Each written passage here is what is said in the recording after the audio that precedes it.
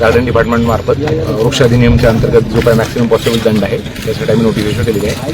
त्याचबरोबर ज्या मालकांची नावं आहेत ते काल रात्री आम्ही पोलीस विभागाला आम्हाला काल दुपारी प्राप्त झाले. त्यानंतर आम्ही पोलीस विभागाला पत्राद्वारे कळवले आहेत. त्यांचं नाव FIR मध्ये ॲड करा.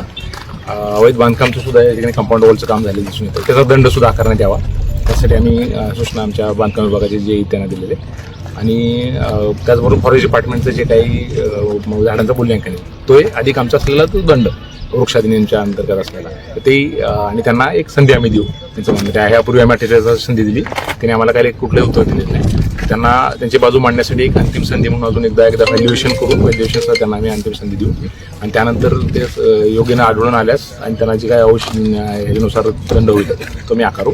आणि उद्देश हाच राहील की भविष्यात असं कुठल्याही व्यक्तीनं, कारण हे इंटेन्शनली झालेलं वाटते, त्याच्यामध्ये भविष्यात कुठल्याही नागरिकांनी आणि व्यक्तींनी असं करू नये असं त्याचं उदाहरण इतरांच्या समोर राहावं या दृष्टीने आम्ही कडक कारवाई करण्याचा प्रयत्न करतो.